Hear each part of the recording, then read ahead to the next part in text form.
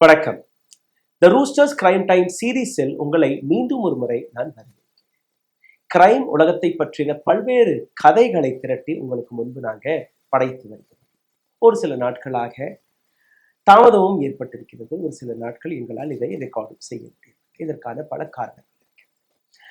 ஆனால் இன்னைக்கு நான் கொண்டு வந்த இந்த கதை உங்களை உருக்க இருக்கிறது. உங்களுடைய மனம் உருக இருக்கிறது. ஒரு இளைஞருடைய கதை, வெறும் 18 வயது. எப்படி இந்த நாட்டில் இருக்கக்கூடிய போலீசார்கள், இந்த நாட்டில் இருக்கக்கூடிய நீதித்துறை, நீதி சிஸ்டம் ஒரு இளைஞரை கொலைகாரனாக மாற்றி, அந்த இளைஞருடைய கனவு இராணுவத்தில் போய் சேர்வதை மாற்றி அவரை வழக்கறிஞராக மாற்றி, இந்த ஒட்டுமொத்த கதையை நீங்க கேட்டீர்கள்னா உங்களுக்கு புரிய வரும். எப்படி ஒரு இளைஞர் தன்னுடைய 12 ஆண்டு போராட்டத்திலிருந்து மீண்டெடுத்து இன்னைக்கு சிறையில் இருக்கக்கூடிய பல்வேறு அப்பாவிகளுக்காக போராடி வருகிறார். இந்த கதை ஒரு இன்ஸ்பிரேஷனான கதை மட்டுமல்ல. இந்த நாட்டில் இருக்கக்கூடிய போலீஸ், நீதித்துறை, ஒட்டுமொத்த சிஸ்டத்தையே சேலஞ்ச் செய்திருக்கிறது. 12 ஆண்டுகள் ஒரு இளைஞருடைய 12 ஆண்டுகள் எப்படி கொலைகாரர் என்கிற ஒரு பட்டத்துடன் தன்னுடைய வாழ்க்கையையும் நடத்தி வந்தார் என்கிற இந்த ஸ்ட்ரகிள். 18 வயது இளைஞர் தன்னுடைய இராணுவ பயிற்சி எடுத்துக்கொண்டு இராணுவத்திற்கான பல்வேறு எக்ஸாமினேஷனுக்கு ப்ரிப்பேர் செய்து கொண்டிருந்தார்.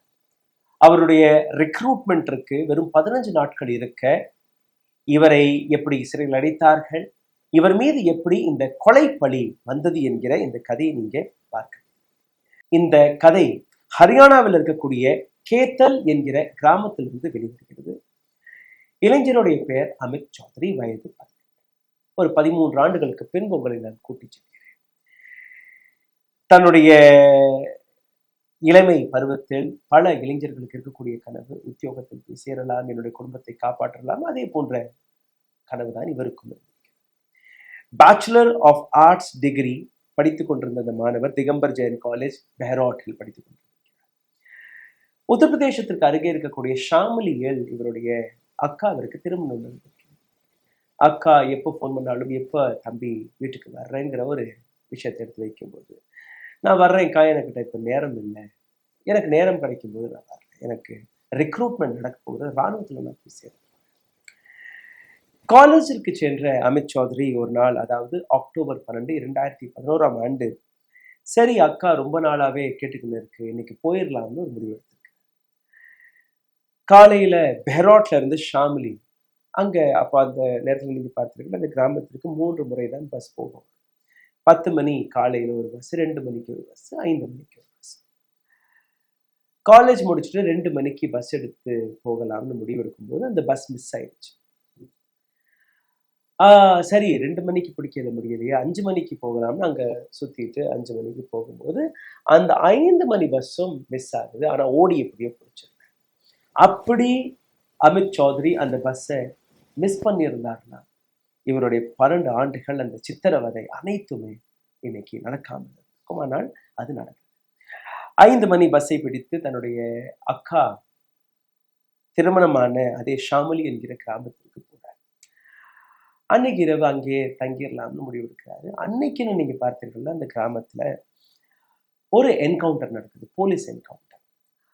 அங்க இருந்த ஒரு பெரிய ரவுடி சுமித் கேல் அவருடைய கூட்டாளிகள் போலீசார்கள் மீது துப்பாக்கி சூட்டை நடத்துகிறார்கள். இந்த எக்ஸ்சேஞ்ச் ஆஃப் புல்லட்டில் ஒரு போலீசார் காலமாகிறார், இன்னொரு போலீசார் மிகவும் சீரியஸாக அட்மிட் ஆகிறார். சுமித் கேல் அங்கிருந்து தப்பித்து ஓடி விடுகிறார். இப்போ போலீசார்கள் அங்க வலை வீசி தேட ஆரம்பிக்கிறார்கள். யாரெல்லாம் அந்த ஷாமலிங்கிற கிராமம் வந்து ரொம்பவே சின்ன கிராமம், ஒரு 30-40 வீடுகள் தான் இருக்கு. அதனால் அங்க இருக்கக்கூடிய அனைத்து ஆண்களையுமே போலீசார்கள் பிடிக்கிறார், அரெஸ்ட் செய்து விசாரணைக்கு கூட்டிச் செல்கிறார். இது போன்ற விசாரணை நடக்கும்போது அந்த இரவு அமித் சௌத்ரின்னு ஒரு நபர் வெளியூர்ல இருந்து வந்து இங்க தங்கிட்டு போயிருக்காருங்கிற ஒரு செய்தியும் வருகிறது. அதாவது அடுத்த நாள் காலையில அமித் சௌத்ரி அக்கா வீட்டுல இருந்து வீட்டுக்கு திரும்பி. இப்ப இந்த இடத்துல இருக்கக்கூடிய இன்னொரு ட்விஸ்ட், அமித் சௌத்ரியோடைய அக்காவின் கொழுந்தனார் அவர் இந்த கேங்கில் இருப்பதாக ஒரு செய்தி வந்திருக்கிறது. நடந்திருக்கிறது. அப்போ அமித் சௌத்ரிக்கும் இந்த நபருக்கும் எந்த விதமான பெரிய கனெக்ஷனும் இல்லை. இந்த நபர் இந்த கேங்ல இருந்ததாகவும் அமித் சௌத்ரிக்கு தெரியாது. ஆனால் இது நடந்தது. இப்ப அமித் சௌத்ரியோடைய அக்காவிடம் போலீசார்கள் விசாரித்து அட்ரஸ் எல்லாம் கேட்டு ஹரியானாவிற்கு கேத்தல்ங்கிற அந்த கிராமத்திற்கு ஒரு போலீஸ் ஃபோர்ஸ் போகுது பெரிய அளவில். அங்க போய் அன்னைக்குன்னு நீங்க பார்த்தீர்கள்னா அமித் சௌத்ரி நேர வீட்டுக்கு போகாமல் தன்னுடைய சொந்தக்காரர் வீட்டுக்கு போய் தங்கியிருந்திருக்கிறார். அமித் சௌத்ரியை பிடிக்காத பட்சத்துல அங்க இருக்கக்கூடிய மற்ற நபர்கள், அதாவது அப்பா, அண்ணன், அனைத்து பேருமே கைது செய்து போலீசார்கள் அவர்கள் மீது சித்திரவதையை செய்ய தொடங்கியிருக்கிறார்கள். அதாவது கண்ணையெல்லாம் கொத்தி அடி தடி அடி எல்லாமே நடந்திருக்கு. இந்த செய்தியை கேட்ட உடனேயே அமித்தை மற்ற நபர்கள், சரி ஏதோ தப்பு நடந்திருக்கு, என்ன நடந்திருக்கு தெரியல, நீ கொஞ்ச நாள் தலைமறைவாயின்னு ஒரு தவறான விஷயத்தை எடுத்து வைத்திருக்காரு. அமித்தால் இந்த விஷயத்தை ஏற்றுக்கொள்ள முடியும். நான் தவறே செய்யலையே, நான் அந்த என்கவுண்டர்லேயே இல்லையே, அப்ப நான் எதுக்கு பயப்படணும்? 18 வயது இளைஞர் அக்டோபர் 24 2021 முசஃபர்பூர்ல இருக்கக்கூடிய இந்த போலீஸ் ஸ்டேஷன்ல நேரடியாக போய் சரணடைந்தார். என் பேர் தான் அமித் சௌத்ரி, நீங்க என்னை தான் தேடிட்டு இருக்கீங்க, என்னுடைய அப்பா அண்ணனை நீங்க தவறா பிடிச்சிருக்கீங்க, நானும் அங்க எதுவுமே செய்யல, என்னுடைய அக்கா தான் அங்க திருமணமாகி போயிருக்காரு, அங்க நான் போயிருந்தேன், நான் என்னுடைய படிப்பு இது, நான் இந்த காலேஜ்ல படிக்கிறேன், திகம்பர் ஜெயின் காலேஜ்ல படிச்சுட்டு இருக்கேன், எப்படி நீங்க இவர்களை அரெஸ்ட் செய்யலாம் என்கிற அந்த கேள்வி கேட்டவுடன், சரி வா, அந்த நபரை, அதாவது அமித் சௌத்ரியை கைது செய்து மீதம் இருக்கக்கூடிய 2 பேர், அப்பாவையும் அண்ணனையும் வீட்டுக்கு அனுப்பிவிட்டார். அக்டோபர் 24 2011 கைது செய்ததற்கு பின்பு நவம்பர் 3 வரை கிட்டத்தட்ட ஒரு 9 நாட்கள் அமித் சௌத்ரி எங்க இருக்கிறார், எந்த போலீஸ் ஸ்டேஷன்ல இருக்கிறார், உயிருடன் இருக்கிறாரா இல்லையா என்கிற எந்த விதமான தகவலும் யாருக்குமே தெரியும். அதாவது அரெஸ்டே காட்டவில்லை. நவம்பர் 3 முதல் முறையாக போலீசார்கள் அமித் சௌத்ரியுடைய அரெஸ்டை காட்டுகிறார்கள். 4 அமித் சௌத்ரியை அங்க இருக்கக்கூடிய நீதிமன்றத்திற்கு முன்பு ரிலீவ் செய்கிறார்கள். இந்த இடைக்காலத்தில் இந்த 9 நாட்கள் என்ன, அமித் சௌத்ரியுடைய ஒட்டுமொத்த உடம்பில் ஒரு இன்ச் கூட விடாமல் சித்திரவதை செய்திருக்கிறார்கள். அதாவது ஐஸில் நிற்க வைப்பது, அவருடைய நெகங்களை பிடுங்குவது, அவருடைய ஒவ்வொரு பிரைவேட் பார்ட்டையும் அவர்கள் செய்திருக்கிறார்கள். அதாவது போலீசார்கள் அவர்களுக்கு இருக்கக்கூடிய கோபம், எங்களையே நீங்க கை வச்சுட்டீங்களா, என்னுடைய இன்னொரு போலீஸ் ஆஃபீஸரை நீங்க கொண்டிருக்கிறீங்க, பல்வேறு விஷயங்கள்.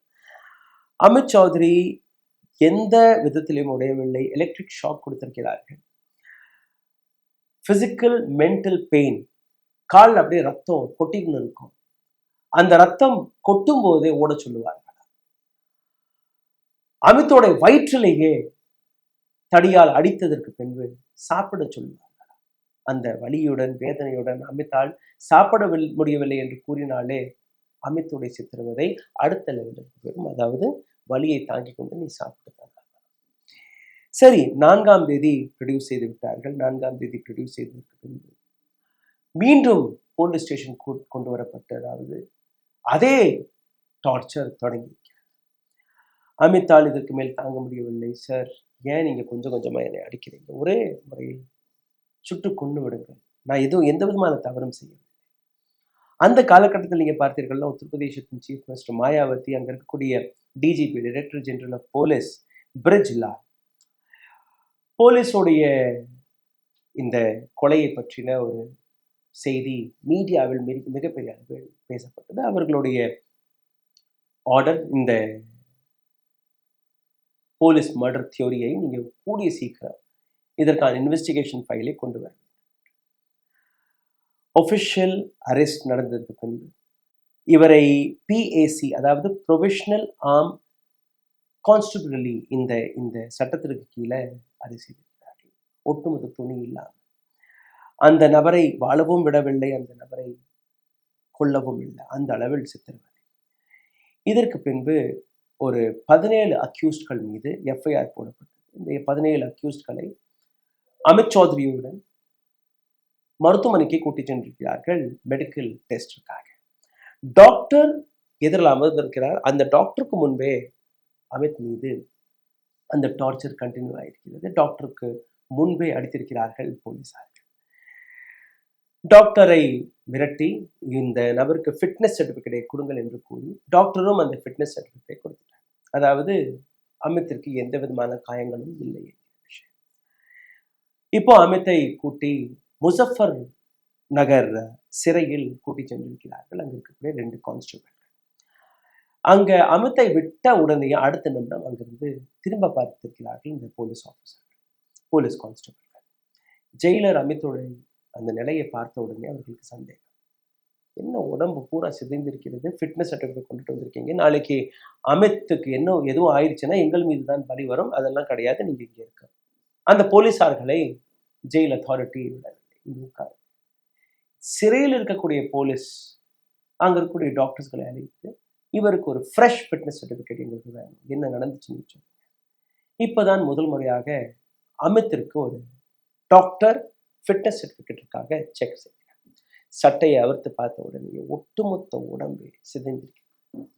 உள்காயங்கள் கொலகொலகொலன்று அவருடைய 18 வயது சிறு. முதல் முறையாக போலீசார்கள் தலைமையில் அங்க இருக்கக்கூடிய மருத்துவ குழு அமித் ஃபிட் கிடையாது என்கிற விஷயத்தை வைத்து அவரை மருத்துவமனையில் அனுமதித்திருக்கிறார். அதாவது சிறைக்கு செல்லவே இல்லை, நேரடியாக மருத்துவமனை. அங்க ஒரு நோட்டீஸ் கொடுக்கப்பட்டது, எப்படி இந்த காயங்கள் வந்து. அதற்கப்புறம் இந்தியன் ஜுடிஷியரி சிஸ்டம் அது தனியாக வேலை பார்க்குது. இப்போ அமித் கொஞ்சம் கொஞ்சமாக குணமடைந்து மறுபடியும் அதே ஜெயிலுக்கு அனுப்பிட்டு அங்க இருக்கக்கூடிய ஜெயிலர் அமித்தை பார்த்து கொஞ்சம் பரிதாபம் பட்டிருக்கிறார்கள். என்ன நடந்துச்சுன்னு கேட்கும்போது, இல்லை சரி, என்னுடைய உண்மை இதுதான், நான் நல்லா படிக்கக்கூடிய பையன், இராணுவத்தில் சேர்றது தான் என்னுடைய கனவு, நான் படிக்க ஆசைப்படுறேன். அமித்துடைய கதையை கேட்டதுக்கு அப்புறம் அங்க இருக்கக்கூடிய ஜெயிலர், அங்க இருக்கக்கூடிய ஸ்டாஃப் எல்லாருமே அமித்தை பார்த்து கொஞ்சம் கருணை காட்டியிருக்கிறார்கள். அமித்திற்கு பல்வேறு விதத்தில் உதவ தொடங்கியிருக்கிறார்கள். அமித் கேட்டபடியே நான் படிக்க ஆசைப்படுறேன் என்று கேட்ட உடனே அங்க இருக்கக்கூடிய ஜெயில் அத்தாரிட்டி அவருக்கு படிப்பதற்கான அனைத்து புஸ்தகங்கள், நியூஸ் பேப்பர் எல்லாமே கொடுக்க ஆரம்பித்திருக்கிறார்கள்.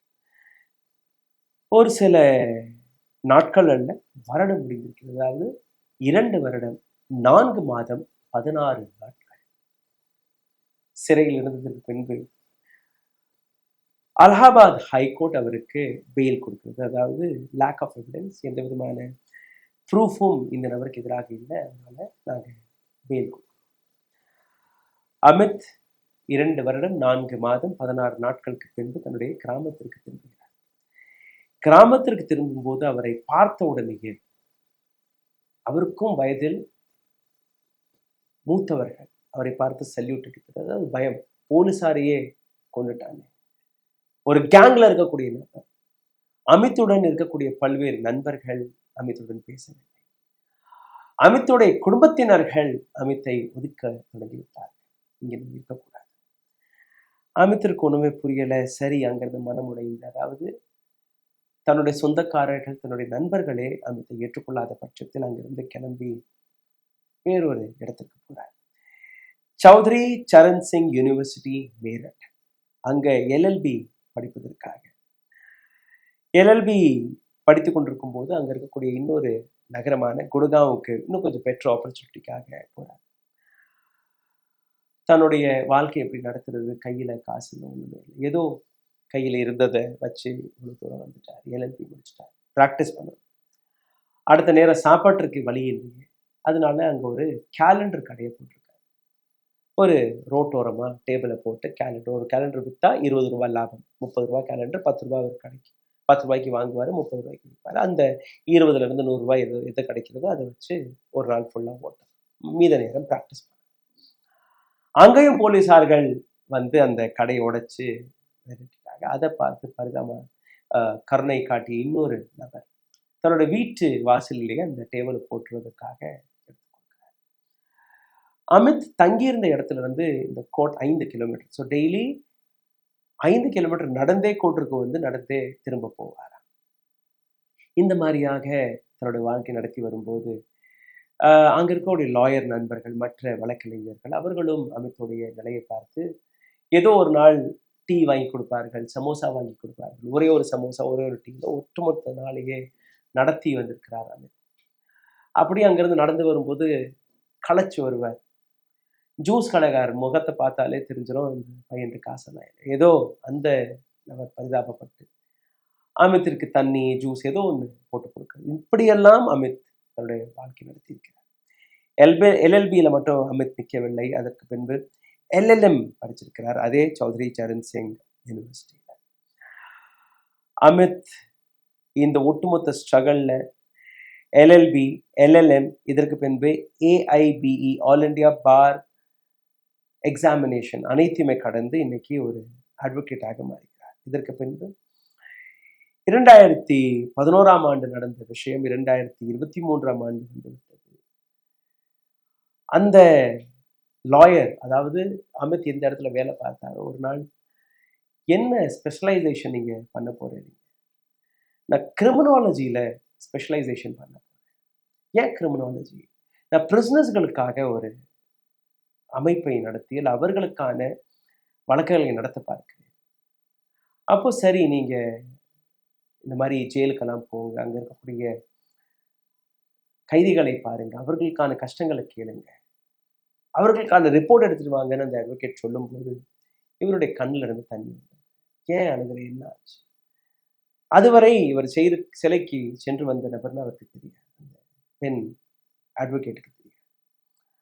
அப்போ அமித் கூறுகிறார், ஏன் நான் வெளியில போகணும்? சமுதாயத்தில் என்னை ஏற்றுக்கொள்கிறார்களா இல்லையா என்கிற அந்த கேள்வி நீங்க கேட்டீங்க, அதனால எனக்கு கண்ணீர் வந்துருச்சு. நான் எங்கேயுமே போக தேவையில்லை, நீங்களும் எங்க போக தேவையில்லை. நானே ஒரு உதாரணமாக இருக்கிறேன். நானே சிறையில 2 வருடம் 4 மாதங்கள் 16 நாட்கள் கடந்து தன்னுடைய கிராமத்திற்கு சென்றபோது தன்னுடைய வீட்டாள்கள் கூட என்னை ஏற்றுக்கொள்ளவில்லை. அதற்கப்புறம் தான் நான் இங்க வந்து இந்த மாதிரி எல்லாம் படிச்சு இன்னைக்கு லாயராக உங்களுக்கு முன்பு நிற்கிறேன். அப்போ அந்த பெண் லாயர் அவருக்கு கொடுத்த ஒரு உறுதி, இன்னைக்கு அப்புறம் நீ என்னுடைய தம்பி, எதற்காகவும் நீ கவலைப்படக்கூடாது. சரி, தன்னுடைய பிராக்டிஸ் எல்லாம் செய்து கொண்டிருக்கும் போது 2023ஆம் ஆண்டு 12 வருடங்கள் கடந்ததற்கு பின்பு கூட நீதிமன்றம் அவருக்கான அந்த வழக்கை பற்றி எந்த விதமான விசாரணையும் செய்யவில்லை. அவருடைய நெத்தியில் கொலைகாரன் என்கிற இந்த பட்டம் இருந்திருக்கு. இப்போ அமித் சௌத்ரி அலகாபாத் ஹைகோர்ட்டில் தன்னுடைய வழக்கை எடுத்து செல்கிறார். இந்த மாதிரி 12 வருடங்கள் ஆயிடுச்சு, என்னோட வழக்கு இன்னும் விசாரணைக்கு வரல, அதை பற்றி எந்த விதமான தீர்ப்பும் வரல, இதை நீங்க கொஞ்சம் டைரக்ஷன் கொடுங்க. அப்போ அலகாபாத் ஹைகோர்ட் அமித்துடைய இந்த வழக்கை அங்க இருக்கக்கூடிய லோவர் கோர்ட்டுக்கு ஒரு உத்தரவு கொடுத்திருக்கு, கூடிய சீக்கிரம் இந்த வழக்கை விசாரித்து இதற்கான தீர்ப்பை நீங்க வழங்கிய தீர வேண்டும். அந்த தேதி வந்துருச்சு. அமித் கோர்ட் வளாகத்தில் நிற்கிறார். அவருடன் அந்த 17 நபர்கள், எஃப்ஐஆர் போட்ட 17 நபர்கள் அவர்களும் வந்திருக்கிறார்கள். முசஃபர்பூர் போலீஸ் ஐஓ இன்வெஸ்டிகேஷன் ஆஃபீஸர் தன்னோட டீமுடன் அங்க வந்திருக்கிறார். அமித் கருப்பு கோட்டெல்லாம் போட்டு லாயர் வடிவத்தில் அங்கே நிற்கும் போது அந்த ஐஓவிற்கும் அவரை அடையாளம் கண்டுபிடிக்க முடியும். அமித்திட்ட வந்து யார் பக்கம் நீங்க வந்திருக்கீங்க, யாரை நீங்க வாதாடுறதுக்கு வந்திருக்கீங்கன்னு கேட்கும்போது அமித் கொஞ்ச நேரம் அமைதியா இருந்திருக்காரு. என்னைய உங்களுக்கு தெரியலையா சார்? இல்லப்பா, யார் நீங்க? நான் தான் அமித் சௌத்ரி, நீங்க சித்திரவதை செய்தீர்கள், ஞாபகத்தில் இருக்கிறதா? நீங்க போட்ட அந்த எஃப்ஐஆர், அந்த தவறான எஃப்ஐஆரால் நான் 2 வருடங்கள் 4 மாதம் 16 நாட்கள் சிறையில் இருந்தேன், உங்களுடைய சித்திரவதையை அனுபவித்தேன், இன்னைக்கு உங்களுக்கு முன்பு லாயராக இருக்கிறேன், என்னுடைய வழக்கை நானே வாதாடுவதற்காக வந்திருக்கேன். கேட்ட உடனே போலீஸருக்கு கை கால் அப்படியே ஸ்தம்பித்து போய் நிற்கிறார். அமித் நீதிமன்றத்துக்குள் போய் தன்னுடைய வழக்கை வாதாட தொடங்குகிறார். பல பொய்கள், பல கட்டுக்கதைகள் போலீசார்கள் தரப்பில் அந்த நீதிமன்றத்தில் எடுத்து வைக்கப்பட்டது. அமித் கேட்ட ஒரே ஒரு விஷயம், சார், உயிரிழந்த நபர் ஒரு போலீஸ் ஆஃபீஸர், இன்னொரு ஐ விட்னஸ் சீரியஸாக இருந்த இன்னொரு போலீஸ் ஆஃபீஸர், என்னை இவர்கள் இத்தனாம் தேதி கைது செய்து விட்டார்கள், அதாவது 24ஆம் தேதி அக்டோபர் மாதம் கைது செய்து விட்டார்கள். எந்த எஃப்ஐஆர் நீங்க எடுத்து பார்த்திருக்கோம், இந்த ஃபைலை நீங்க எடுத்து பாருங்க. ஐ விட்னஸ் உடைய ஸ்டேட்மெண்ட், இந்த சம்பவம் முடிந்து 1 மாதத்திற்கு பின்புதான் இவர்கள் எடுத்து வைக்கிறார்கள். என்னை கைது செய்தது இந்த கொலை நடந்த 3ஆவது நாள். எப்படி இவர்களுக்கு அமித் சௌத்ரி தான் கொலைகாரன் என்று தெரியும்? ஐ விட்னஸோடைய ஸ்டேட்மெண்ட் கூட இல்லாமல் எப்படி என்னுடைய பெயர் இங்கே வந்தது அதை நீங்க கேளுங்க. இது மட்டுமல்ல, இவர்கள் போட்ட வழக்குகள், இந்த பிரிவுகள் எனக்கு மரண தண்டனை வாங்கி கொடுக்கும்படி இருக்கிறது. என்னை பற்றி இல்லை என்னுடைய குடும்பத்தை பற்றி ஒரு சிறிய வழக்கு ஒட்டுமொத்த இந்தியாவில் எங்க இருந்தாலுமே அப்படி ஒரு எஃப்ஐஆர், ஒரு சின்ன பொட்டி கேஸை நீங்க காட்டினீர்கள்னா கூட நான் இன்னைக்கு சிறைக்கு செல்ல தயாராக.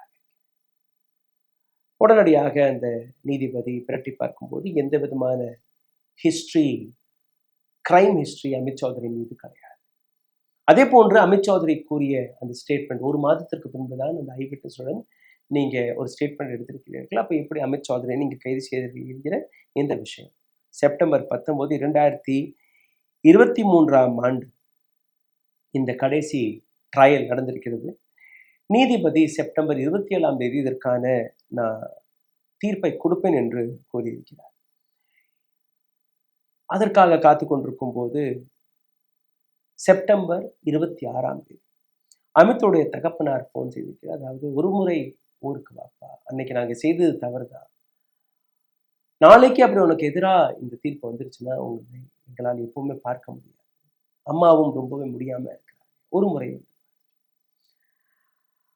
அமித்துடைய மனம் உருகி இருக்கு. சரி, நான் ஊருக்கு வர்றேன், நான் வீட்டுக்கு வரேன்னு போயிருக்கிறேன். ஒரு 18 வயது இளைஞர் இன்னைக்கு 12 வருடம் கழித்து தன்னுடைய கிராமத்திற்கு முதல் முறையாக போயிருக்கிறார். தன்னுடைய அம்மாவை, தகப்பனாரை பார்த்து, சரி நாளைக்கு எனக்கு தீர்ப்பு என்ன நடக்குதுன்னு தெரியல, எது நடந்தாலுமே எனக்காக வேண்டிக் கொள்ளுங்கள் என்று கூறி சென்றிருக்கிறார். ஆனால் இன்னைக்கு, அதாவது செப்டம்பர் 27, 2023 தனக்காக வாதாடிய லாயர் அமித் சௌத்ரி அன்னைக்கு லாயராக போகல. அங்க கோர்ட் வளாகத்தில் கருப்பு கோட் அணியல, வெள்ளை சட்டை, ஒரு சாதாரண பேண்ட், மற்ற கைதிகளுடன் போய் நிற்கிறார். கேட்டபோது, இல்லை நான் வாதாடுறது ஒரு லாயராக, ஆனால் இன்னைக்கு நான் நிற்கிறது ஒரு குற்றவாளியாக. குற்றவாளி என்கிற அடையாளத்தை வைத்துக்கொண்டு இந்த கருப்பு கோட்டை போட்டு நான் இங்கே நிற்கக்கூடாது, நீங்க எனக்கு எப்படியா வேணாலும் தண்டனை கொடுங்கள், ஆனால் நான் இன்னைக்கு லாயராக வரல, நான் குற்றவாளியாக தான் வந்திருக்கிறேன். நீதிமன்றத்தின் மீது எனக்கு நம்பிக்கை இருக்கிறது. என்னுடைய வழக்கை நான் நடத்தி முடிச்சுட்டேன். 12 வருடங்கள் கழித்து அமித் சௌத்ரிக்கு நீதிமன்றம் கொடுத்த விஷயம், ரெஸ்பெக்ட்ஃபுல்லாக இவரை திரும்பி அனுப்பிவிடுங்கள். இவருக்கு எதிராக எந்த விதமான ஆதாரமும் கிடையாது. அவரை தாண்டி 7 நபர்களுக்கும் அந்த வழக்கிலிருந்து விடுதலை கிடைத்தது.